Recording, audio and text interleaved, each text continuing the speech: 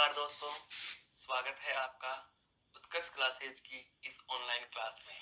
दोस्तों, आज हम आपसे मिल रहे हैं आपकी इस परीक्षा के पाठ्यक्रम के एक बहुत ही महत्वपूर्ण बिंदु या हम कहें हमारे विषय का आरंभ भी यहीं से होता है। हमारा विषय कौन सा दोस्तों? जैसे कि आप कहोगे श्रीमान जी हमारे विषय का नाम हिंदी है, तो पहला ही प्रश्न यहीं से आ जाता है, क्या हिंदी किस रूप में हम पढ़ते हैं दोस्तों? भाषा के रूप में पढ़ते हैं। किसके रूप में पढ़ते हैं? भाषा के रूप में पढ़ते हैं। बिंदु क्या है? हम उसी ओर बढ़ रहे हैं। तो ये जो हिंदी भाषा है, इसका विकास किस तरीके से हुआ? हिंदी भाषा का विकास जो है वो किस तरीके से हुआ? इसकी कौन कौन सी दोस्तों उपभाषाएं हैं? क्या है? उपभाषाएं। इसकी कौन कौन सी उपभाषाएं हैं और इसकी कौन कौन सी बोलियां हैं? बोलियां। आज हम इन सभी बातों से परिचित होने वाले हैं। तो हमारे प्रकरण का नाम हो जाएगा, आज के हमारे बिंदु का नाम हो जाएगा क्या? हिंदी भाषा विकास। हिंदी भाषा विकास और उसकी बोलियां। हिंदी भाषा का विकास, उसकी बोलियां तथा उपभाषाएं। बोलियां तथा उपभाषाएं।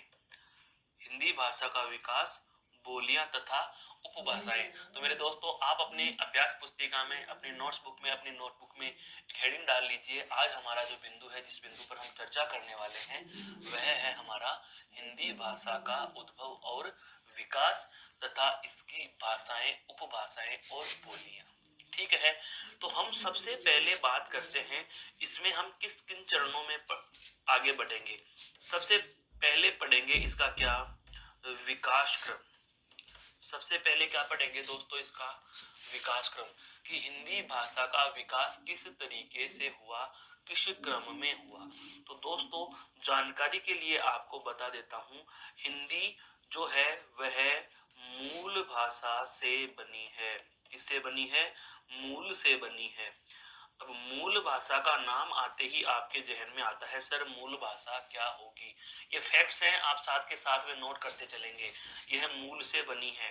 मूल भाषा अर्थात, मूल भाषा किसे कहा जाता है दोस्तों? मूल भाषा कहा जाता है संस्कृत भाषा को। किसे कहा जाता है दोस्तों? संस्कृत भाषा को मूल भाषा कहा जाता है। मूल भाषा का दर्जा किसे दिया जाता है दोस्तों? संस्कृत भाषा को मूल भाषा का दर्जा दिया जाता है।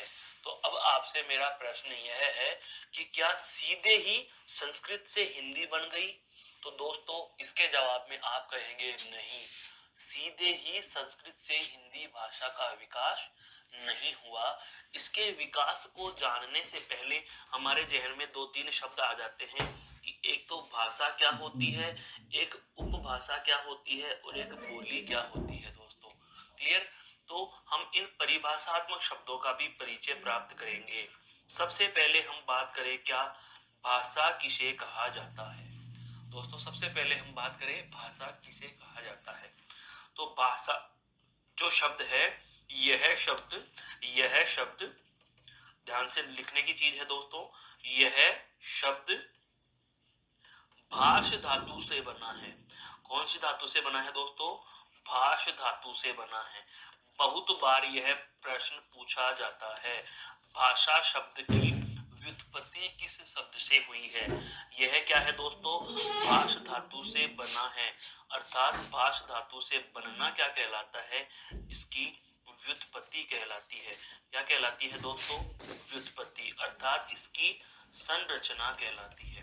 क्या कहलाती है साथियों? संरचना कहलाती है। अर्थात भाषा शब्द है, कौन सी धातु से बना है? भाष धातु से बना है। क्लियर?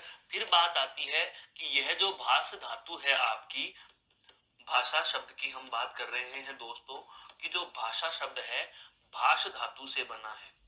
भाष धातु। अब आपके जहन में सवाल आएगा कि ये भाष धातु कहां से आई? तो दोस्तों, मूल भाषा या संस्कृत में, मूल भाषा या संस्कृत, मूल भाषा का जहां भी नाम आए, मूल भाषा किसे कहा गया, अभी अभी हमने जाना है। मूल भाषा कहा जाता है संस्कृत को। मूल भाषा किसे कहा जाता है, संस्कृत को। तो मूल भाषा या संस्कृत में कार्य का बोध कराने वाले शब्द क्या होते हैं दोस्तों, ये कार्य का बोध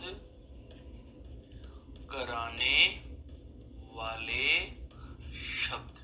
मूल भाषा या संस्कृत में कार्य का बोध कराने वाले जो शब्द हैं उन्हें क्या कहा जाता है, धातु कहा जाता है। ठीक है, तो भाष धातु से बना है, और इस भाष धातु का शाब्दिक अर्थ यदि आपसे पूछा जाए कि भाष धातु का शाब्दिक अर्थ क्या होगा, तो भाष धातु का शाब्दिक अर्थ होता है दोस्तों क्या, विचार प्रकट करना, विचार प्रकट करना। यहाँ तक बात समझ में आ गई।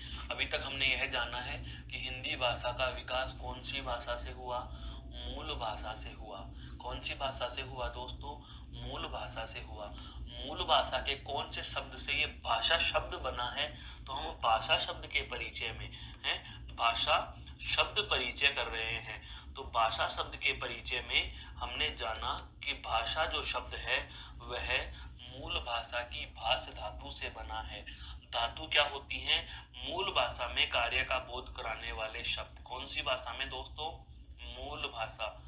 मूल भाषा का जहां भी नाम आएगा हमें अर्थ लेना है, संस्कृत की बात की जा रही है। कौन सी भाषा की बात की जा रही है दोस्तों, संस्कृत भाषा की बात की जा रही है। तो हम हिंदी में अध्ययन की सरलता के लिए हम बार बार संस्कृत नहीं बोल करके हम बोलेंगे मूल भाषा। तो भाष धातु जो है वो मूल भाषा का शब्द है, और धातु का मतलब होता है एक प्रकार से संस्कृत की क्रियाएं। ठीक है, संस्कृत की क्रियाओं को क्या कहा जाता है, धातु। अब भाष जो धातु है उसका शाब्दिक अर्थ क्या होता है, विचार प्रकट करना, विचार प्रकट करना। इसका मतलब जाहिर सी बात है, जो ये भाषा शब्द है, इस भाषा शब्द का जो शाब्दिक अर्थ निकलता है वह आपके निकल के आता है विचार प्रकट करने का माध्यम। क्या होता है दोस्तों, विचार प्रकट करने का माध्यम। अर्थात मैं इस समय क्या सोच रहा हूं, आप इस समय क्या सोच रहे हैं। विचार जो हैं वे होते हैं मनुष्य के मन की अध्वन्यात्मक इकाई। क्या होते हैं विचार दोस्तों, शब्दों के परिचय करा रहा हूं। आज की कक्षा में हम यही जानेंगे हिंदी शब्द कैसे बना, कैसे इसने विकास पाया, और आज तक की हिंदी है वो किस तरीके से किस रूप में डेवलप होकर के बनी है। तो दोस्तों विचार जो होते हैं वह होता है मन की अध्वन्यात्मक इकाई। विचार क्या होते हैं भाई, मन की अध्वन्यात्मक इकाई। मन की अध्वन्यात्मक इकाई जो होती है उसे क्या कहा जाता है, विचार कहा जाता है दोस्तों। क्या कहा जाता है, विचार कहा जाता है। तो शाब्दिक अर्थ क्या हो गया, विचार प्रकट करने का माध्यम। माध्यम यानी तो साधन। अर्थात मैं इस समय क्या सोच रहा हूं, आप इस समय क्या सोच रहे हैं। तो हमारा आपका एक दूसरे का जो सोचना हम सोच रहे हैं, हमारे मन में आवाज नहीं आ रही, तो वो क्या है, विचार। अध्वन्यात्मक का मतलब जिसमें ध्वनि का आत्मक स्वरूप नहीं है, जिसमें आवाज नहीं है, वो विचार है। और यदि आपने किसी भी अपने विचार को आवाज का जामा पहना दिया तो वह बाहर उच्चारित होगा, बाहर उच्चारित होगा, बाहर अभिव्यक्त होगा। तो विचार जिस माध्यम से अभिव्यक्त होते हैं उस माध्यम को ही दोस्तों क्या कहा जाता है, भाषा कहा जाता है। क्लियर। फिर आता है क्या, उपभाषा। अगला हमारा जो पारिभाषिक शब्द आता है वह क्या होता है, उपभाषा। क्या होता है, उपभाषा। अर्थात उसी भाषा का है, उसी भाषा का, यहाँ पर ये शब्दों की परिभाषाएं दे रहा हूं, उसी भाषा का या किसी भाषा का समझ लीजिए, है किसी भाषा का वह स्वरूप जिसके मूल में मुख्य भाषा होती है किसी भाषा का वह स्वरूप जिसके मूल में क्या होती है दोस्तों, मुख्य भाषा होती है, जिसके मूल में क्या होती है, मुख्य भाषा होती है। इसी में हम एक लाइन और जोड़ लेंगे, क्या, एक भाषा में अनेक उपभाषाएं हो सकती हैं, एक भाषा में अनेक उपभाषाएं हो सकती हैं। जैसे हम हिंदी में बात करें तो मोटी मोटी मुख्य रूप से हिंदी में 5 प्रकार की उपभाषाएं मानी जा रही हैं, जिन्हें हम इनके रूप भी कह सकते हैं, जिसको हम कह सकते हैं हिंदी के विकसित रूप कह सकते हैं कि कौन कौन सी जगह से हिंदी ने अपना विकास प्राप्त किया। दोस्तों आपने नाम भी सुने होंगे, पश्चिमी हिंदी, पूर्वी हिंदी है, पहाड़ी हिंदी, बिल्कुल पहाड़ी हिंदी, मैथिली हिंदी, मगही हिंदी, ब्राचड़ है, महाराष्ट्र हिंदी। तो ये जो रूप हम पढ़ेंगे, ये जो हिंदी के विकसित रूप आ रहे हैं, जिन्हें हम उपभाषाएं और बोलियों के नाम से संबोधित करेंगे दोस्तों, तो एक भाषा में अनेक उपभाषाएं होती हैं। क्लियर? अर्थात ऐसे समझ लीजिए कि भाषा एक बहुत बड़ा संसार है और उस संसार में रहने वाले या उस संसार में स्थापित देश जो हैं वो उपभाषाएं कहलाते हैं, और उन देशों में रहने वाले या उन देशों में स्थित राज्य जो हैं वो आपकी बोलियां होती हैं। वो क्या होती हैं आपकी दोस्तों, बोलियां होती हैं। तो अगला हमारा जो शब्द है वह क्या आएगा, बोलियां। क्या, बोलियां क्या होती हैं, बोलियां होती है किसी सीमित भूभाग में बोले जाने वाली भाषा, किसी निश्चित व किसी निश्चित व छोटे भाग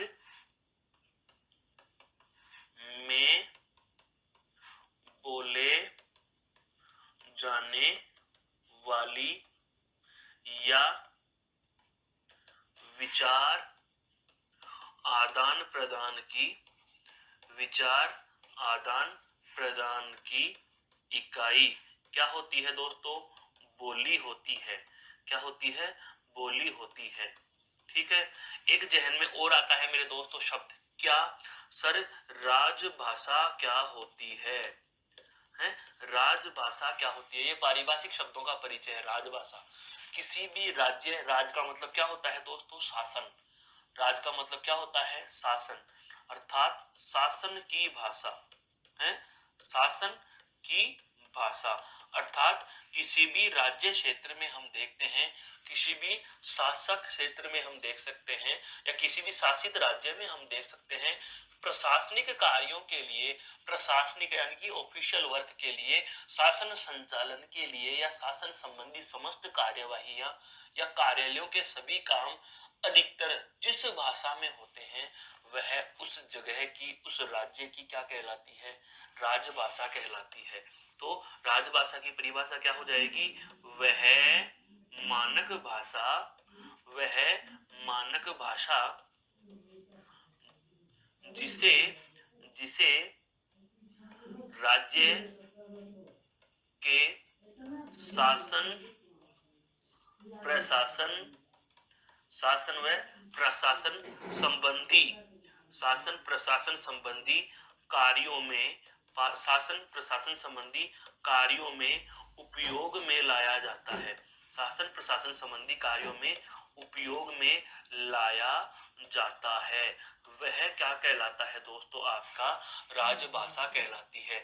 और हमारी हिंदी के लिए एक बहुत ही महत्वपूर्ण तथ्य लिख रहा हूं दोस्तों, हिंदी के लिए क्या है, जैसे किसी भी राष्ट्र के अपने अपने प्रतीक होते हैं। भारत देश की भी हम बात करें तो भारत का जैसे राष्ट्र ध्वज है, राष्ट्र गीत है, राष्ट्र गान है, राष्ट्र पशु है, राष्ट्र पक्षी है, राष्ट्र पक्षी है। लेकिन भारत में दो तीन चीजें ऐसी हैं जो समग्र विश्व से, संपूर्ण विश्व से अलग करती हैं, भारत को विश्व गुरु स्थापित करती हैं। और उनमें सबसे पहली बात जो आती है, क्या, भारत में कोई राष्ट्रभाषा नहीं। बहुत अच्छे से समझ लेना, यह भारत में कोई राष्ट्रभाषा नहीं है। भारत में दोस्तों कोई राष्ट्रभाषा नहीं। अब मेरे दोस्त कहेंगे कि सर हिंदी होती है ना राष्ट्रभाषा। नहीं दोस्तों, भारतीय संविधान की हम बात करें, भारतीय संविधान के अनुच्छेद 343 से 351 तक, बिल्कुल बहुत अच्छे से समझ लीजिए, जिसमें राजभाषा संबंधी प्रावधान है। तो भारतीय संविधान के दोस्तों अनुच्छेद 343 में कहा गया है कि भारत अर्थात इस संघ राज्य की जो राजभाषा है वह राजभाषा क्या होगी, राजभाषा अर्थात इस राजभाषा का मतलब क्या होता है, वह मानक भाषा जिसे राज्य के शासन और प्रशासन संबंधी कार्यों में उपयोग में लाया जाता है, वह क्या कहलाती है, राजभाषा कहलाती है।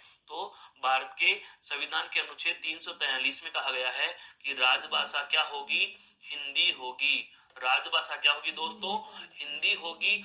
और हिंदी के अच्छे से सही तरीके से व्यवहार में आने तक अगले 15 वर्ष तक है दोस्तों, अर्थात आज संविधान लागू होने के अगले 15 वर्ष तक सहायक राजभाषा के रूप में है, सहायक राजभाषा के रूप में अंग्रेजी माना जाएगा। किसको माना जाएगा, अंग्रेजी को माना जाएगा।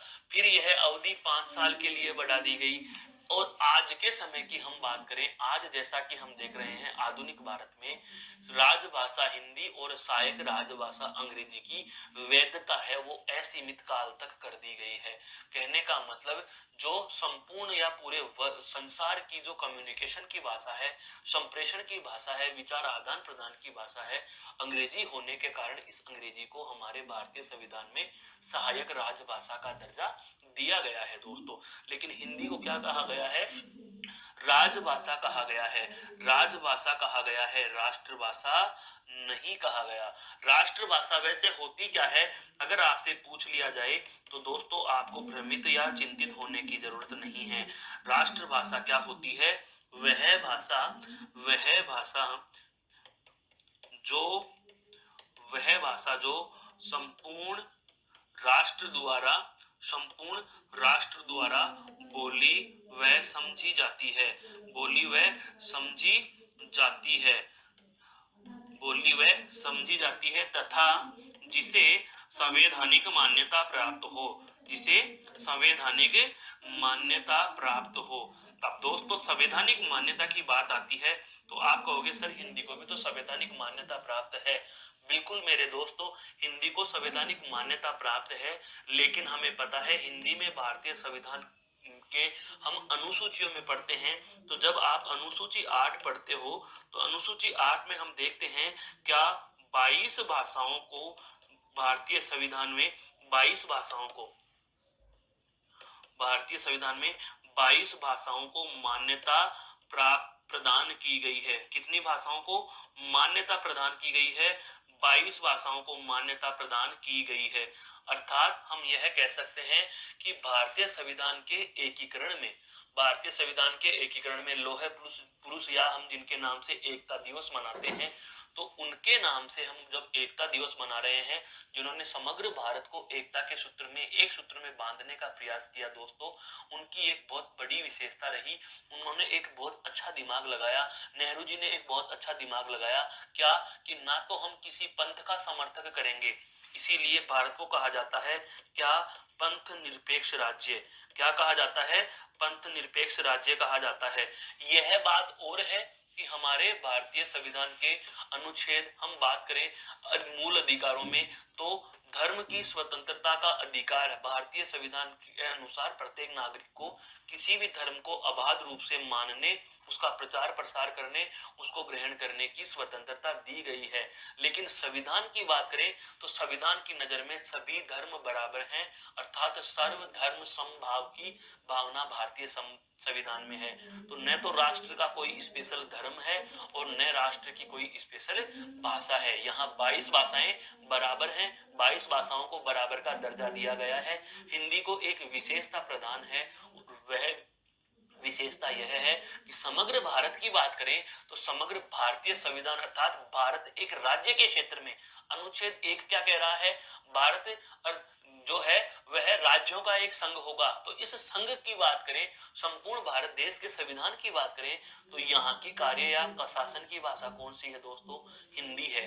लेकिन हम बात करें राज्यों के विशेष की बात, तो दोस्तों राज्यों में संवैधानिक भाषा या हम कहें उनकी राजभाषा अलग अलग होती है। हमारे राजस्थान के बात करें, समझो इसकी बात अलग तरीके से समझते हैं इसको। क्या भारत के कौन कौन से राज्य में हिंदी है? भारत के कौन कौन से राज्य में हिंदी है? तो हिंदी राजभाषा के रूप में, हिंदी राजभाषा के रूप में, हिंदी राजभाषा के रूप में दोस्तों कहां कहां है? संपूर्ण भारतीय संविधान की है, संपूर्ण भारत के संविधान की भाषा, संपूर्ण भारत के संविधान की राजभाषा, संविधान की राजभाषा कौन सी है? हिंदी। अनुच्छेद 343, अनुच्छेद 343 है। लेकिन यदि हम बात करें राज्यों में, तो ध्यान रखना राज्यों के अनुसार दोस्तों, ध्यान रखना राज्यों में लगभग है, राज्यों में लगभग हम यह कह सकते हैं कि 33% भाग ही, 33% भाग ही हिंदी भाषी है। 33% भाग ही हिंदी को राजभाषा के रूप में स्वीकार करता है। राजभाषा के रूप में लगभग 30% के आसपास ही है, राजभाषा के रूप में स्वीकार करता है, राजभाषा के रूप में स्वीकार करते हैं। और राजभाषा के रूप में स्वीकार करने वालों में कौन कौन से नाम आते हैं? देखो आपको मैं बता देना चाहता हूं कुछ नाम। राजस्थान, झारखंड, बिहार, हरियाणा, उत्तर प्रदेश, मध्य प्रदेश, गुजरात, गुजरात नहीं दोस्तों, आपके हिमाचल प्रदेश, हिमाचल प्रदेश, आपका उत्तरांचल जिसको हम उत्तराखंड के नाम से जानते हैं, उत्तराखंड,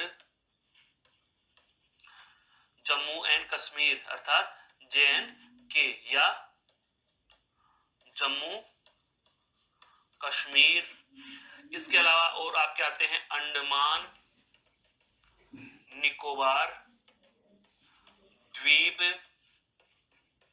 समूह और केंद्र शासित प्रदेश दिल्ली। लगभग मैंने आपके समक्ष उन राज्यों के नाम, उन केंद्र शासित प्रदेशों के नाम आपके समक्ष उल्लेखित कर दिए हैं दोस्तों, जहां हिंदी भाषी हैं, जहां हिंदी को राजभाषा के रूप में स्वीकार किया गया है। अब आती है बात, बोली भाषा कब बनेगी? यदि किसी बोली का है दोस्तों, ये फैक्ट है, समझने हैं आपको, यदि किसी बोली का, क्योंकि बोली हमें पता है एक सीमित भूभाग में बोली जाती है, यदि किसी बोली का क्षेत्र व्यापक हो जाता है, यदि किसी बोली का क्षेत्र व्यापक हो जाता है, यदि किसी बोली का क्षेत्र व्यापक हो जाता है, तो वह भाषा का रूप धारण कर लेती है। क्योंकि हमें पता है बोली जाती है दोस्तों, इस तरीके से आप समझ सकते हो, बोली जाती है कैसे? एक छोटे भूभाग में, एक छोटे भूभाग में। तो ये तो है बोलियां, ये क्या है दोस्तों?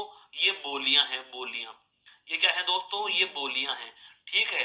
तो ये सारी की सारी अनेक बोलियां हैं, और यदि इनमें से किसी एक बोली का क्षेत्र जो है वो व्यापक हो जाता, क्या हो जाता दोस्तों?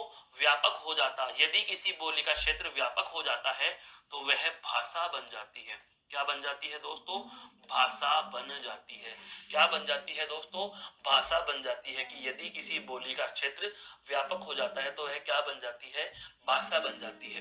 अभी तक हमने केवल और केवल जाना है शब्दों का परिचयात्मक विवरण, भाषा शब्द का परिचय कैसे, कि भाषा क्या होती है। फिर हमने जाना उपभाषा क्या होती है, बोलियां किसे कहते हैं, राजभाषा किसे कहते हैं दोस्तों, और राष्ट्रभाषा किसे कहते हैं। इसके बाद एक महत्वपूर्ण भाषा और रह जाती है, जिसके लिए मेरे दोस्त कहेंगे कि सर आपने उसका परिचय तो दिया ही नहीं, वे है मातृभाषा। कौन सी है? मातृभाषा। ध्यान रखना, वह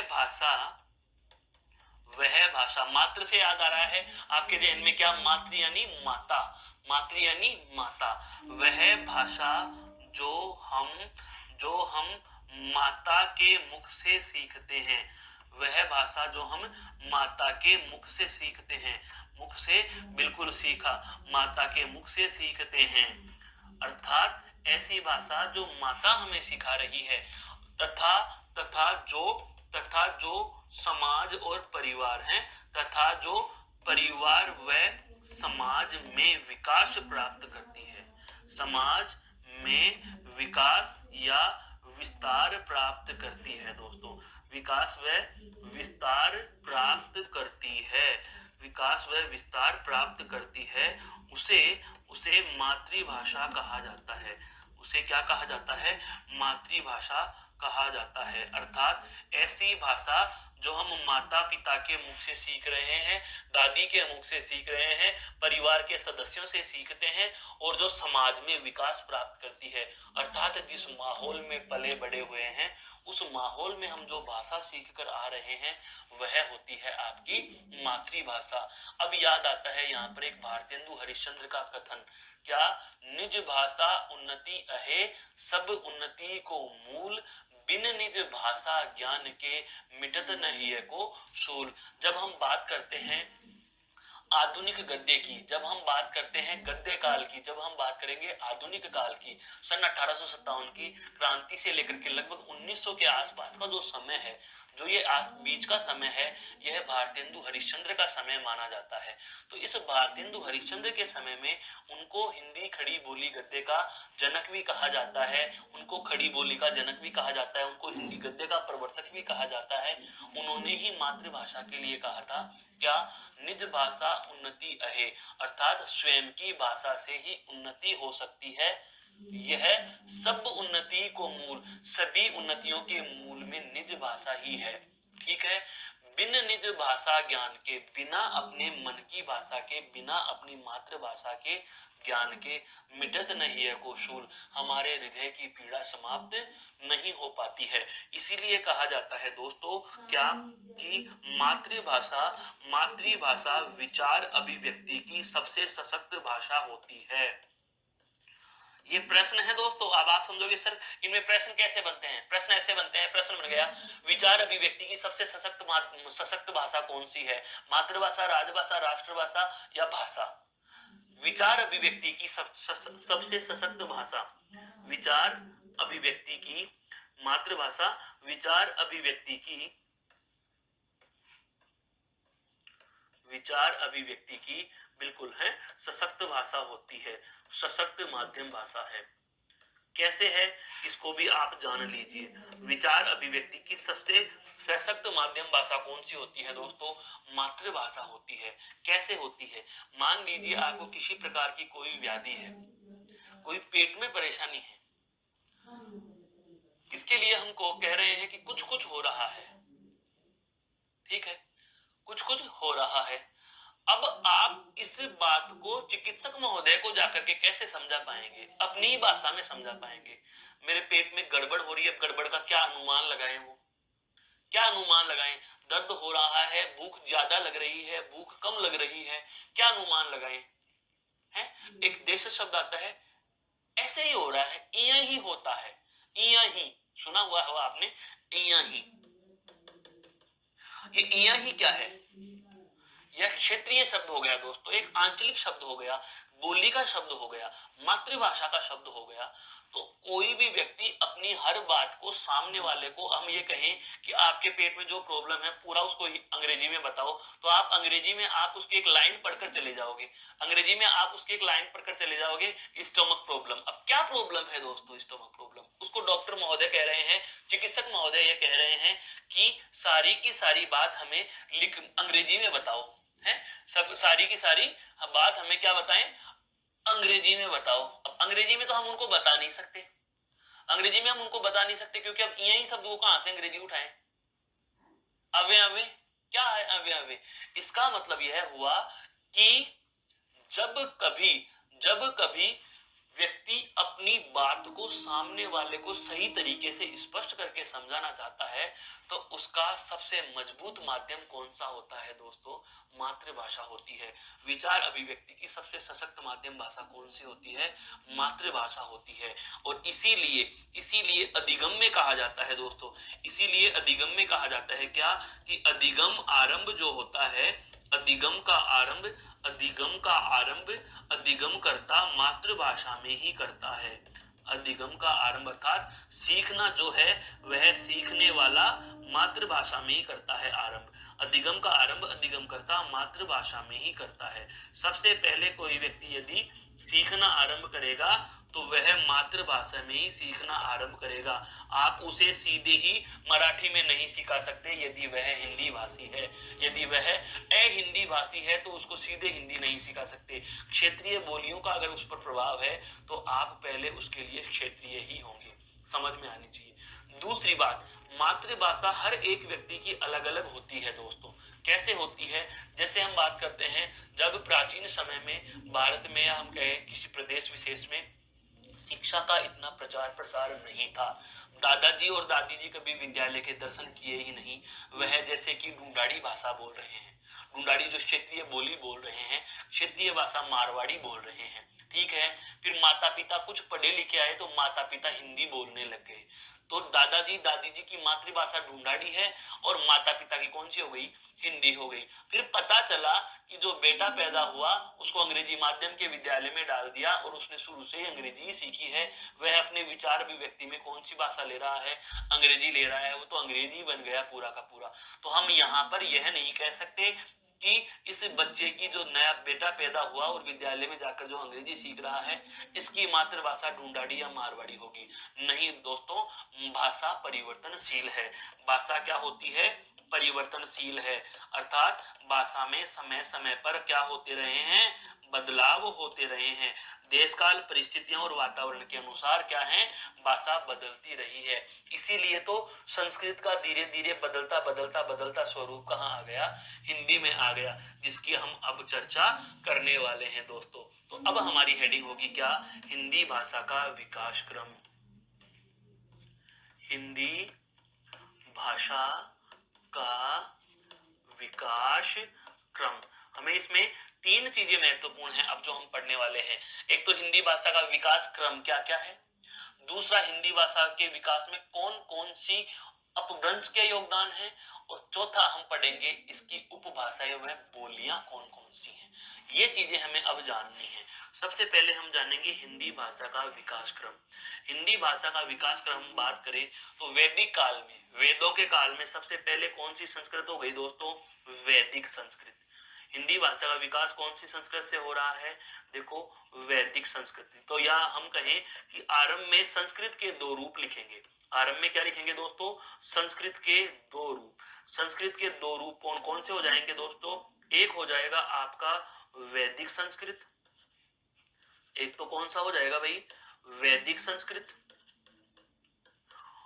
और दूसरा हो जाएगा दोस्तों आपका लौकिक संस्कृत। दूसरा कौन सा हो जाएगा? लौकिक संस्कृत।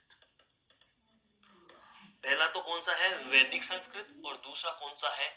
लौकिक संस्कृत। वैदिक संस्कृत का जो समय होता है माना जाता है 1500 ईस्वी पूर्व से 1500 ईस्वी पूर्व से 1000 ईस्वी पूर्व तक, 1000 ईस्वी पूर्व तक, ठीक है। वैदिक संस्कृत में जो ग्रंथ लिखे गए उसमें हम कह सकते हैं वेद, उपनिषद, और हम कहें तो आप कह सकते हैं पुराण। वेद, उपनिषद और पुराणों की भाषा कौन सी है? वैदिक संस्कृत है दोस्तों। कौन सी है? वैदिक संस्कृत है। और दूसरा प्रकार जो संस्कृत का है वह कौन सा है? लौकिक संस्कृत, अर्थात लोक जन, लोक या जन की संस्कृत। और लोक या जन की संस्कृत जो भाषा है इसमें आपके जो ग्रंथ लिखे गए, जैसे कि हम बात करते हैं रामायण लिखी गई वाल्मीकि महोदय के द्वारा है, महाभारत लिखा गया, रामायण और महाभारत लिखे गए, वो कौन सी भाषा में लिखे गए दोस्तों? आपके लौकिक संस्कृत भाषा में लिखे गए। इनका समय जो होता है दोस्तों वह होता है आपका 1000 ईस्वी पूर्व से 1000 ईस्वी पूर्व से आपका हम कहें 500 ईस्वी पूर्व तक, 500 ईस्वी पूर्व तक, 1000 ईस्वी पूर्व से 500 ईस्वी पूर्व तक क्या लिखे गए दोस्तों? आपके रामायण, महाभारत या लौकिक ग्रंथ लिखे गए। क्या लिखे गए? लौकिक ग्रंथ लिखे गए। अब इनमें ध्यान दीजिए, हुआ क्या? संस्कृत के आरंभ में दो रूप आ गए। एक रूप वह आया जिसमें जनता ने बहुत ज्यादा विकास कर लिया, एक रूप वह आया जिसको जनता ने वहीं छोड़ दिया। दोस्तों दो चीजें चलती हैं, एक सरल एक कठिन। जो चीज सरल होती है वह आसानी से ग्रहण की जाती है, आसानी से सीखी जाती है और आगे उसका विकास भी हो जाता है।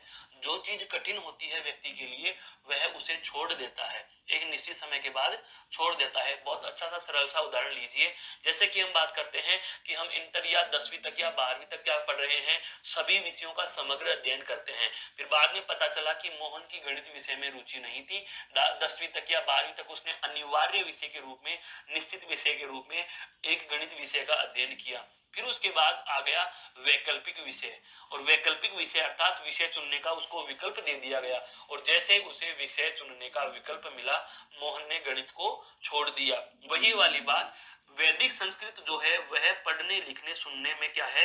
कठिन भाषा होती है। पढ़ने लिखने सुनने में क्या थी? कठिन है। ज्ञान नॉलेज की बात करें तो इन्हीं में सबसे ज्यादा है, लेकिन पढ़ने सुनने में क्या है? कठिन है। इसलिए यह सभी के लिए ग्राह्य नहीं हो पाई, आगे विकास नहीं कर पाई दोस्तों। तो जो सरल थी इन दोनों में, वह सरल भाषा कौन सी थी? लौकिक संस्कृत। फिर लौकिक संस्कृत का दोस्तों आगे जाकर के विकास हुआ और एक नई भाषा बनती है जिसका नाम है दोस्तों कौन सा? पाली भाषा। क्या बनी दोस्तों?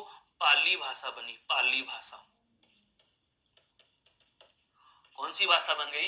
पाली भाषा। दोस्तों कौन सी भाषा बन गई? पाली भाषा। पाली के बाद हम बात करते हैं, एक नई भाषा बनती है, क्या? प्राकृत भाषा। कौन सी भाषा है दोस्तों? प्राकृत भाषा। बहुत अच्छे से समझना इसका। सबसे पहले कौन सी है? संस्कृत। संस्कृत का रूप कौन सा? लौकिक। लौकिक के बाद पाली, पाली के बाद प्राकृत, और प्राकृत के बाद में दोस्तों जो भाषा बनी वह कौन सी थी? आपके अपभ्रंश भाषा। कौन सी थी? अपभ्रंश भाषा थी। कौन सी भाषा थी दोस्तों? अपभ्रंश भाषा थी। पाली प्राकृत ये जैन और बौद्ध धर्म की भाषाएं हैं, ये जैन और बौद्ध धर्म की भाषाएं हैं। बिल्कुल बौद्ध धर्म के जो त्रिपिटक ग्रंथ है, सत्य पिटक, विनय पिटक और हम कह सकते हैं अभिधम्म पिटक, ये आपके आरंभिक, इनको कहा जाता है, इन दोनों भाषाओं को कहा जाता है क्या? प्राकृत के पूर्व रूप या पूर्व प्राकृत रूप कहा जाता है। इनको क्या कहा जाता है? पूर्व प्राकृत रूप। पाली प्राकृत, या हम कहें ये मूल प्राकृत हैं, या हम कहें पूर्व अपभ्रंश की भाषाएं, पूर्व अपभ्रंश भाषाएं अर्थात अपभ्रंश से पूर्व की भाषा। अब अपभ्रंश भाषा क्या होती है? किसी भाषा का बिगड़ा हुआ रूप, किसी भाषा का बिगड़ा हुआ रूप। की पाली भाषा आई, पाली के बाद में प्राकृत आई, प्राकृत भाषा के शब्दों में धीरे धीरे क्या होता गया? उनका स्वरूप बिगड़ता गया।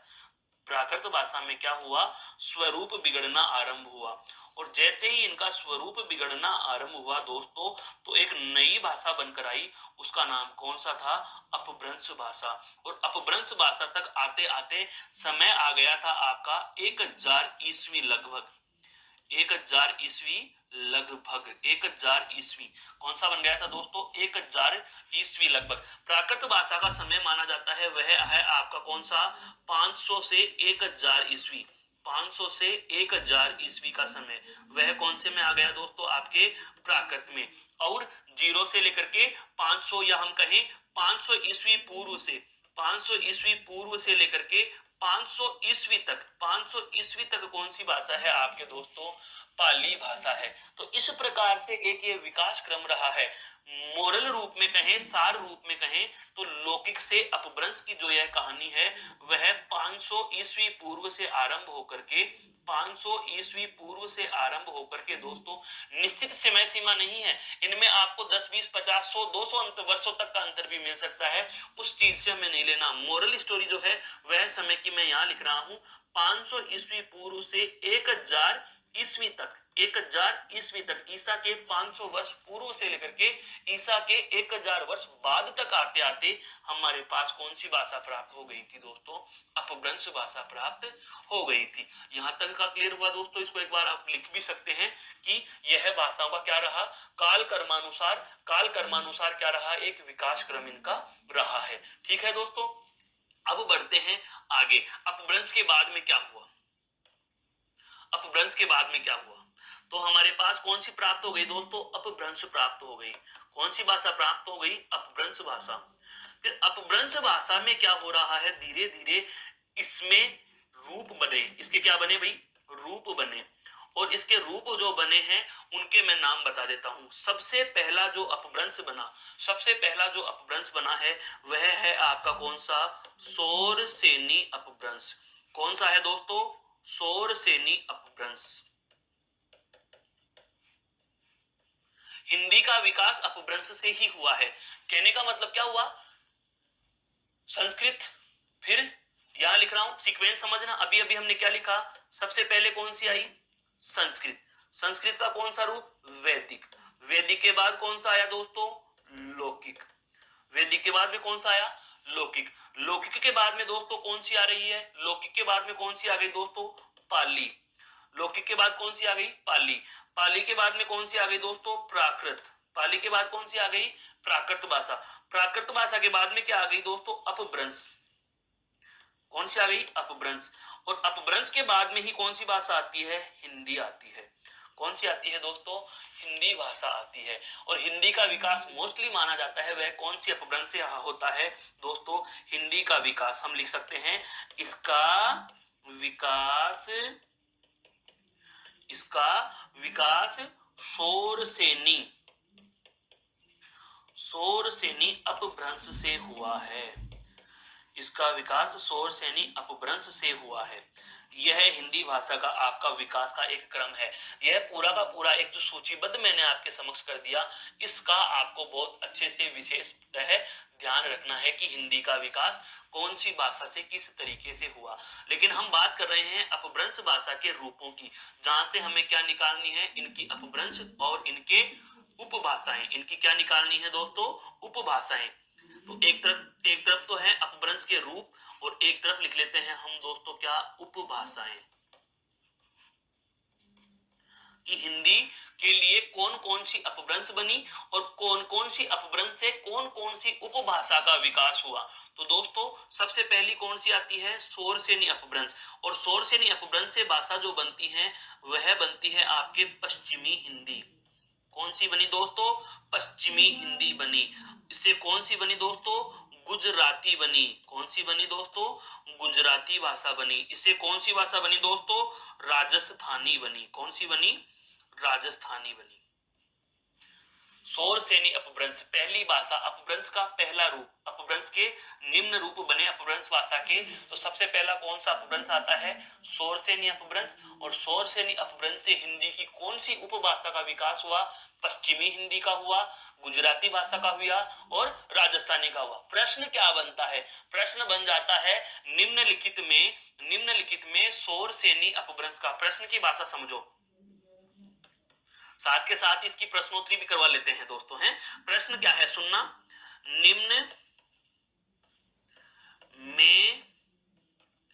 निम्न में से कौन सी भाषा का विकास, निम्न में से कौन, हूबहू प्रश्न आ जाते हैं दोस्तों एज इट इज। बहुत अच्छे से साथ में इनको नोट्स पे लिखते चलना है। निम्न में से कौन सी भाषा का विकास शोरसेनी अपभ्रंश से नहीं हुआ? निम्न में से कौन सी भाषा का विकास शोरसेनी अपभ्रंश से नहीं हुआ? विकल्प हैं आपके समक्ष दोस्तों। ए में विकल्प लिख दिया पश्चिमी हिंदी है। बे में आपको लिख दिया पूर्वी हिंदी। क्या लिख दिया? पूर्वी हिंदी। से में आपको लिख दिया राजस्थानी। से में क्या लिख दिया दोस्तों? राजस्थानी, और द में क्या लिख दिया, गुजराती। द में क्या लिख दिया दोस्तों, गुजराती अपभ्रंश। क्या लिख दिया, गुजराती उपभाषा।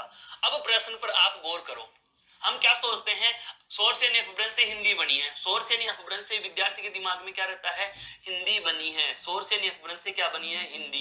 तो हिंदी तो सोर्स यानी से आएगी, तो पश्चिमी हिंदी हो चाहे पूर्वी हिंदी हो, ये तो रहेंगी रहेंगी। तो इन दो विकल्पों को तो देखते ही पश्चिमी हिंदी और पूर्वी हिंदी को तो वह चुनता ही नहीं। प्रश्न क्या पूछ रहा है, सोर्स यानी से नहीं हुआ, इनमें से कौन सी भाषा ऐसी है जिसका विकास सोर्स यानी अपभ्रंश से नहीं हुआ। अब मैंने अभी अभी कहा कि जो है हिंदी का विकास है वह सोर्स यानी अपभ्रंश से हुआ है, लेकिन दोस्तों जब उपभाषाओं की बात आ जाए तो उपभाषा कौन सी अपभ्रंश से बनी है, तो ध्यान रखना उपभाषा की बात की मैंने, तो सोर्स यानी अपभ्रंश से केवल 3 उपभाषाएं बनती हैं आपके, पश्चिमी हिंदी, गुजराती और राजस्थानी।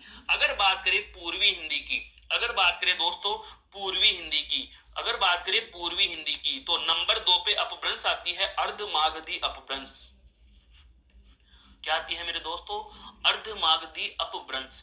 और अर्धमागधी अपभ्रंश से आपकी जो भाषा बनी थी उसका नाम है मेरे दोस्तों पूर्वी हिंदी। कौन सी भाषा बनी थी, पूर्वी हिंदी उपभाषा बनी है। समझ में आया मेरे कहने का मतलब क्या है।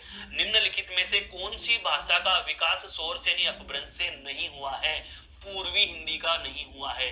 पूर्वी हिंदी का विकास अर्धमागधी अपभ्रंश से हुआ है दोस्तों। कौन सी अपभ्रंश से हुआ है, अर्धमागधी अपभ्रंश से हुआ है। अगर आपसे प्रश्न पूछ लिया जाता इनमें से, यही प्रश्न है और इस प्रश्न की दूसरी भाषा मैं बोल रहा हूं, मौखिक की ध्यान रखना, उपर विकल्पों में या उपर्युक्त विकल्पों में चुनिए, उपर्युक्त विकल्पों में, उपर्युक्त विकल्पों में जो आपके समक्ष ऊपर प्रश्न में विकल्प दिए हैं उन्हीं में से प्रश्न की दूसरा, ये प्रश्न 1 था, अब प्रश्न नंबर 2, क्वेश्चन नंबर दूसरा सुनना। उपर्युक्त विकल्पों में अर्धमागधी अपभ्रंश से है दोस्तों, अर्धमागधी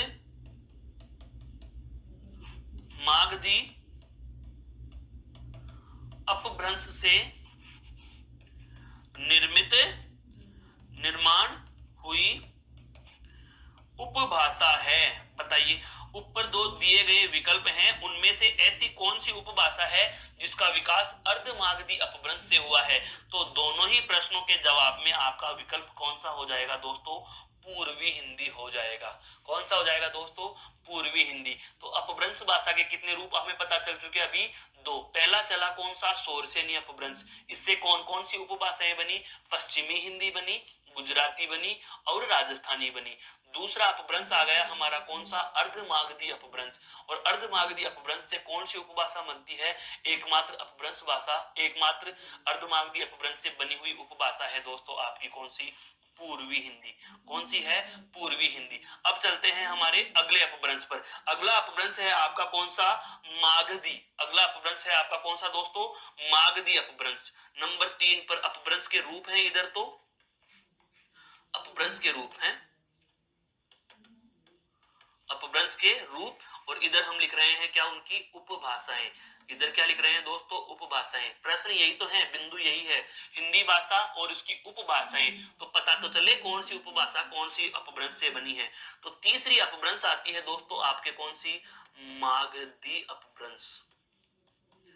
तीसरी अपभ्रंश क्या आती है दोस्तों आपके, मागधी अपभ्रंश आती है। कौन सी आती है दोस्तों, मागधी अपभ्रंश। और जब आपको पूछ लिया जाए कि मागधी अपभ्रंश से कौन कौन सी, अर्थात मगध के प्रदेश की भाषाएं, मगध प्रदेश की भाषाएं, बिल्कुल मगध प्रदेश की भाषाओं में अब आपसे पूछा जा रहा है कि मागधी अपभ्रंश से कौन कौन सी हिंदी की उपभाषाओं का निर्माण होता है। तो दोस्तों इसमें नाम आएंगे आपके क्या, बिहारी, बिहारी, इसमें आपके नाम आएगा क्या, उड़िया, इसमें आपके नाम आएगा दोस्तों बंगला, और एक नाम आता है आपका कौन सा, असमिया। ये आपकी उपभाषाएं जो हैं वे बनी हैं आपकी दोस्तों मागधी अपभ्रंश से। यदि पूछ लिया जाता है मागधी अपभ्रंश से बनी हुई भाषाएं कौन कौन सी हैं, तो बिहारी, उड़िया, बंगला, असमिया। प्रश्न के विकल्प उसी प्रकार से दे देगा, निम्न में मागधी अपभ्रंश से निर्मित भाषा नहीं है, 3 विकल्प इनमें से उठा लेगा। एक आपका शोर से नहीं अपभ्रंश में से उठा दिया, प्रश्न में विकल्प बना दिया बिहारी, उड़िया, बंगला और पश्चिमी हिंदी। तो पश्चिमी हिंदी है शोर से नहीं अपभ्रंश से बनी हुई। या ऐसे डायरेक्ट भी पूछ सकता है आपको क्या, बिहारी उपभाषा कौन सी अपभ्रंश से बनी है, या बिहारी भाषा कौन सी अपभ्रंश से बनी है, तो मागधी अपभ्रंश से। बंगला, उड़िया या आपके असमिया भाषा भी पूछे कि कौन सी अपभ्रंश से बनी है दोस्तों, तो ये सारी की सारी भाषाएं कौन सी अपभ्रंश से बनी है मेरे दोस्तों, ये सारी की सारी बनी है आपके मागधी अपभ्रंश से। कौन सी से बनी है, मागधी अपभ्रंश से। अब अगली आती है आपकी कौन सी, महाराष्ट्रीय अपभ्रंश। कौन सी आती है भाई, महाराष्ट्रीय अपभ्रंश। और महाराष्ट्रीय अपभ्रंश से बनी हुई एकमात्र अपभ्रंश भाषा उपभाषा है, वह है कौन सी, मराठी भाषा।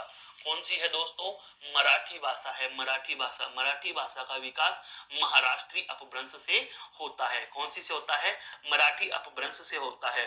तत्पश्चात अपभ्रंश का रूप आता है दोस्तों आपके कौन सी, ब्राचड़। कौन सी आती है, ब्राचड़ अपभ्रंश। और ब्राचड़ अपभ्रंश से हिंदी की कौन सी उपभाषा बनती है, तो हम कह सकते हैं क्या, यहाँ पर बनती है आपके सिंधी भाषा। कौन सी बनी थी दोस्तों, सिंधी भाषा। कौन सी से बनी है, ब्राचड़ से बनी है। सिंधी भाषा कौन सी से बनी है, ब्राचड़ से बनी है। सिंधी भाषा कौन सी से बनी है दोस्तों, ब्राचड़ अपभ्रंश से बनती है। अगली अपभ्रंश आती है आपके पैशाची। पैशाची अपभ्रंश है, पैसाची, पैसे पैसाची, पैसे पैसाची दोस्तों। और आपसे पूछ लिया जाए पैसाची अपभ्रंश से कौन कौन सी भाषाओं उपभाषाओं का निर्माण हुआ है, तो ध्यान रखना, एक तो आती है इसमें लहंदा, एक तो क्या आती है, लहंदा, और एक आती है दोस्तों पंजाबी। एक तो क्या आती है, लहंदा, और एक कौन सी आती है दोस्तों, पंजाबी उपभाषा का विकास कौन से अपभ्रंश से हुआ है, पैसाची अपभ्रंश से हुआ है। कौन सी से हुआ है भाई, पैसाची अपभ्रंश से हुआ है। ठीक है, अगली अपभ्रंश की हम बात करें तो अगली है आपकी कौन सी, दरद। दर्द अपभ्रंश। और दर्द का नाम, दर्द हमेशा कौन सा देता रहता है, हमारे दर्द में राज्य कौन सा रह रहा है, कश्मीर। कौन सा रहता है दोस्तों, कश्मीर। तो आप कह सकते हो इससे बनने वाली अपभ्रंश का नाम क्या है, कश्मीरी।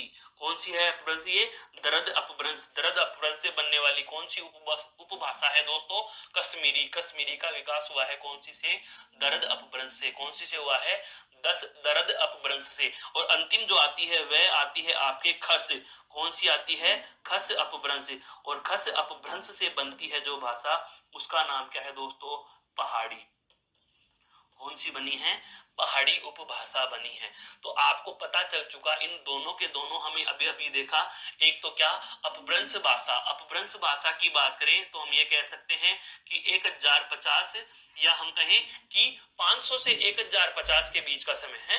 500 से 1050 के बीच का समय जिसमें प्राकृत विकास पा रही है और अपभ्रंश बन रही है। आप इसको इस तरीके से भी समझ सकते हो, ये जो समय है ये इसमें कौन से ने विकास किया, अपभ्रंश में। प्राकृत ने कब किया, इस समय। और इसने कब किया, 500 से पाली में। अगर आपसे पूछे कि 500 ईस्वी पूर्व से, 500 ईस्वी पूर्व से अगर आपसे कहा जाए कि जीरो तक, या हम कहें जीरो तक या 500 तक, इसमें कौन सी भाषा ने डेवलप किया, तो पाली भाषा ने। तत्पश्चात जो भाषा का विकास का समय होता है उसमें अगली भाषा का विकास शुरू हो जाता है। जैसे अपभ्रंश का समय है 1050, तो 1050 तक अपभ्रंश पूर्ण विकसित हो चुकी थी और हिंदी भाषा ने अपना विकास आरंभ कर दिया था। जैसे कि हमने अपभ्रंश के बहुत सारे क्या पढ़े हैं दोस्तों, रूप पढ़े हैं। ये रूप आपके साथ क्लियर हो चुके। सबसे पहले शोरसेनी, शोरसेनी से तीन उपभ्रंश, तीन उपभाषाएं बनी, पश्चिमी हिंदी, पश्चिमी हिंदी, गुजराती, राजस्थानी। अर्धमागधी से बनती है पूर्वी हिंदी। फिर आया मागधी से बिहारी, उड़िया, बंगला और असमिया। फिर आती है महाराष्ट्री से मराठी, ब्राचड़ से अपभ्रंश, पैसाची से लहंदा और पंजाबी, दरद से कश्मीरी, और खस से आती है आपकी दोस्तों कौन सी, पहाड़ी अपभ्रंश आती है। कौन सी आती है दोस्तों, आपकी पहाड़ी अपभ्रंश आती है। क्लियर। तो यह तो हमें पता चल चुका हिंदी का विकास और हिंदी की उपभाषाएं। अब बात करते हैं हमारा जो आज का अंतिम चर्चित बिंदु रहेगा, कौन सा, हिंदी की बोलियां। क्या रहेगा, बोलियां।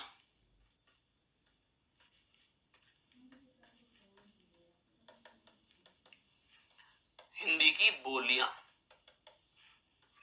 दोस्तों हिंदी की बोलियां जो हैं उनका विकास किससे हुआ है, तो हम जाहिर सी बात है एक लाइन यहां पर लिख लेंगे, बोलियों का विकास अपभ्रंश से क्या बनी? उपभाषा, और उपभाषाओं से क्या हुआ है? उपभाषाओं से हुआ है। किससे हुआ है? उपभाषाओं से। ठीक है। बात करें इतिहासकार नगेंद्र की, बात करें हिंदी साहित्य का इतिहास जो नगेंद्र ने लिखा, उन्होंने ये कहा कि 5 उपभाषाओं से, हिंदी की 5 उपभाषाओं, हिंदी की 5 उपभाषाओं से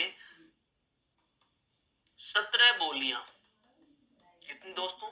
17 बोलियां विकास प्राप्त करती हैं, विकास प्राप्त करती हैं, विकास प्राप्त करती हैं। 5 तो क्या हो गई है? मुख्य अपभ्रंश भाषाएं, और 17 क्या है दोस्तों? उनकी बोलियां हैं। जल्दी से हम उनके नामोल्लेख और कर लेते हैं। सबसे पहली ले लेते हैं हम, कौन सी दोस्तों? आपके पश्चिमी हिंदी। अभी अभी हमने उपभाषा पढ़ी थी ना, पश्चिमी हिंदी। अब ये तो पता है ना पश्चिमी हिंदी का विकास कौन से अपभ्रंश से हुआ दोस्तों?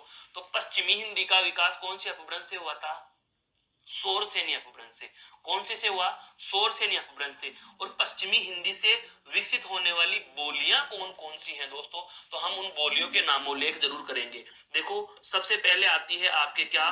कोरवी। सबसे पहले क्या आती है दोस्तों? कोरवी। कोरवी के बाद में आती है आपके हरियाणवी। हरियाणवी। हरियाणवी। हरियाणवी के बाद में आती है आपके ब्रज। ब्रज के बाद में आती है आपके बुंदेली। ब्रज के बाद में कौन सी आ जाती है दोस्तों? बुंदेली। बुंदेली के बाद में एक आती है आपके कन्नौजी। कौन सी आती है दोस्तों? कन्नौजी। ये आपके 5 बोलियां, ये आपकी कितनी बोलियां हो गई दोस्तों? 5। 1 2 3 4 और 5। 5 बोलियां एक अपभ्रंश, एक उपभाषा कौन सी से बनी है? पश्चिमी हिंदी से। क्लियर। दूसरी आती है आपके क्या? पूर्वी हिंदी। पूर्वी हिंदी का विकास कौन सी अपभ्रंश से हुआ? अभी अभी हमें पता चला है, अर्धमागधी अपभ्रंश से हुआ है। कौन सी से हुआ है दोस्तों? अर्धमागधी अपभ्रंश से। और अर्धमागधी अपभ्रंश से बनी हुई पूर्वी हिंदी की कौन कौन सी बोलियां हैं? तो देखो, अवधी, बघेली, और एक है छत्तीसगढ़ी। एक कौन सी है दोस्तों?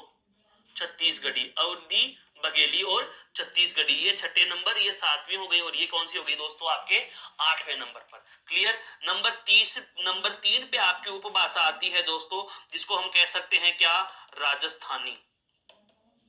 कौन सी है दोस्तों? राजस्थानी।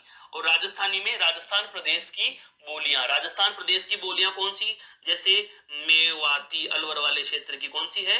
मेवाती है। मेवाती के बाद में जैसे मालवी, मेवाती जैसे मालवी, और एक है आपके कौन सी? मारवाड़ी, और एक कौन सी है आपके? ढूंढाड़ी। एक कौन सी है दोस्तों? ढूंढाड़ी भाषा। एक कौन सी है? ढूंढाड़ी भाषा। एक कौन सी है दोस्तों? ढूंढाड़ी। यह है आपके 9वीं बोली हो गई, यह 10वीं हो गई, यह 11वीं, और यह 12वीं। क्लियर। चौथी जो उपभाषा है, जिसको हम कह सकते हैं पहाड़ी भाषा, पहाड़ी उपभाषा। पहाड़ी, पहाड़ी का किससे हुआ था दोस्तों? पहाड़ी का विकास किससे हुआ है दोस्तों? यहाँ पर देखिए, खस अपभ्रंश से विकास हुआ था पहाड़ी का। और पहाड़ी में मुख्य रूप से तो 3 है। कौन कौन सी? कुमायूनी, गढ़वाली और नेपाली। पर नेपाली को नहीं गिनके हम 2 को ही, नगेंद्र ने जो विकल्प दिए हैं, 2 ही नाम हमारे समक्ष प्रस्तुत किए। एक तो नाम रखा कौन सा? कुमायूनी। कुमायूं अर्थात कुमाऊं हिमालय। कुमाऊं हिमालय बिल्कुल रानीखेत की तरफ का, ग्वालधाम, रानीखेत, नैनीताल की तरफ का, यह कौन सा होता है दोस्तों? आपका कुमाऊं वाला हिमालय है। और हम बात करें रुद्रप्रयाग, कर्णप्रयाग, आपके बद्रीनाथ की तरफ का जो है, वह गढ़वाल का हिमालय है। कौन सा है? गढ़वाल का हिमालय है। एक आपका टिहरी क्षेत्र भी निकल जाता है। ये सारे के सारे कुमायूनी, और एक आपका गढ़वाली। दोस्तों, यह है आपके उत्तराखंड की भाषाएं हो गई एक प्रकार से, या उत्तराखंड राज्य के हम बात करें, उत्तरांचल या इस जो उत्तरी हम हिमालय के आसपास का क्षेत्र है, वहां की भाषाएं हो गई दोस्तों।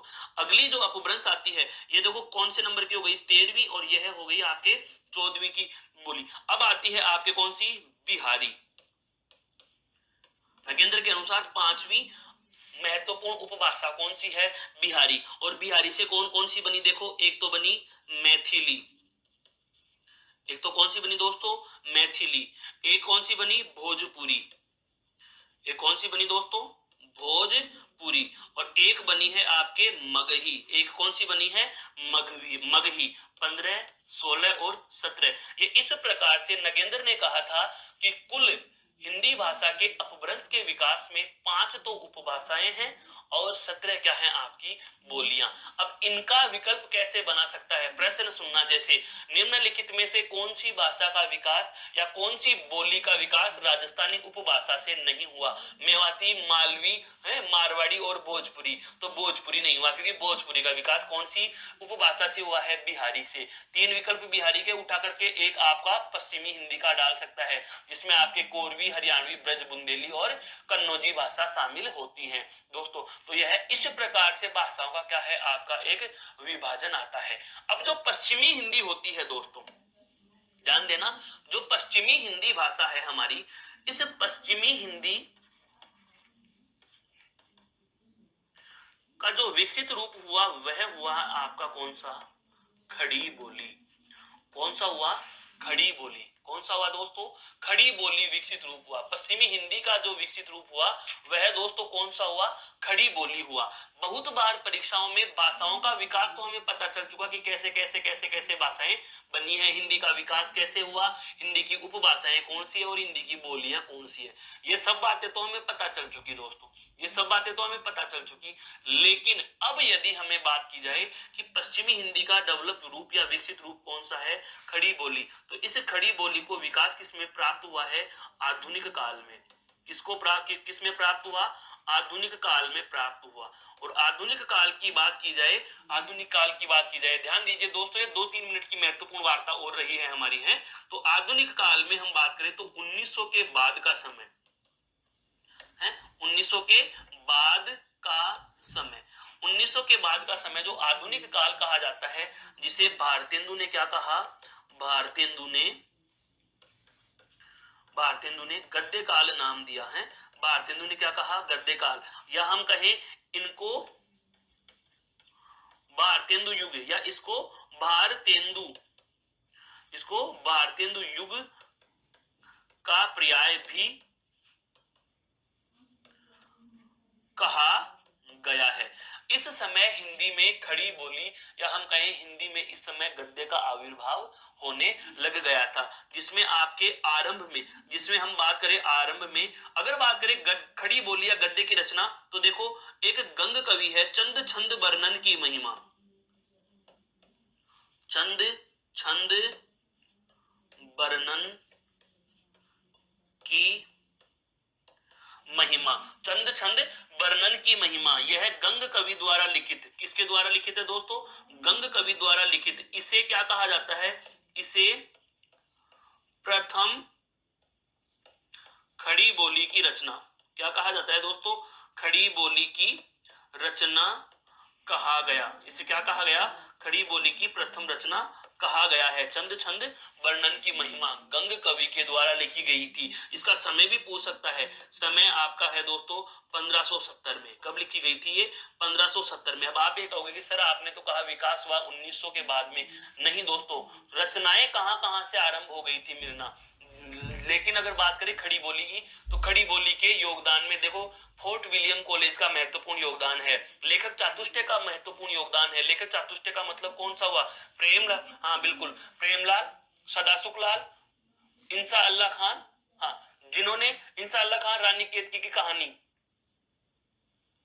प्रेमलाल, प्रेम सागर, सुख सागर, सदा सुख लाल का, सदा सुख लाल या नियाज जिसके नाम से जाने जाते हैं, तो ये रानी चंद्रावती की कहानी या उदयभान चरित जिन्होंने लिखा था, तो ये जो 4 लेखक चातुष्टय के नाम से जाने जाते हैं, ये खड़ी बोली के आरंभिक लेखक भी कहे जाते हैं। हालांकि यह बात और है कि इनको किसी ने, ग्रियर्सन ने जैसे टकसाली भाषा कहा है, खड़ी बोली को अनेक नामों से संबोधित किया गया। ये सब बातें दोस्तों हिंदी साहित्य के इतिहास की हैं, जो हमारे सब्जेक्टिव में आती हैं, ऑब्जेक्टिव में नहीं आती। ऑब्जेक्टिव के हिसाब से जो हमारा हिंदी भाषा का विकास है, इसका विकास क्रम मैंने आपके साथ क्या किया है दोस्तों, साझा किया है। क्लियर हुई बात। अब दोस्तों आपका यहाँ पर क्या उद्देश्य बनता है, जो मैंने आपको इस तरीके से एक भाषाओं के जो चार्ट आपको प्रस्तुत किए हैं कि हिंदी का विकास कैसे हुआ है, संस्कृत, वैदिक, लौकिक, पाली, प्राकृत, अपभ्रंश, शौरसेन या अपभ्रंश, फिर शौरसेन या अपभ्रंश के बाद में उसका ही पश्चिमी हिंदी, पश्चिमी हिंदी से कौन सी आ गई, खड़ी बोली आ गई। वो बोलियां कौन कौन सी हैं, उपभाषाएं कौन कौन सी हैं, आप इनका बार बार रिवीजन करना, बार बार इनको प्रश्नों का जो मैंने आपको तरीका बताया उस तरीके से प्रश्नों के माध्यम से भी आप इसको तैयार कर सकते हैं दोस्तों। क्लियर? तो आशा करता हूं यह वाला कंसेप्ट आपके बहुत समझ में आया। फिर से मिलेंगे किसी नए बिंदु के साथ, तब तक दोस्तों नमस्कार, धन्यवाद, जय हिंद, जय भारत।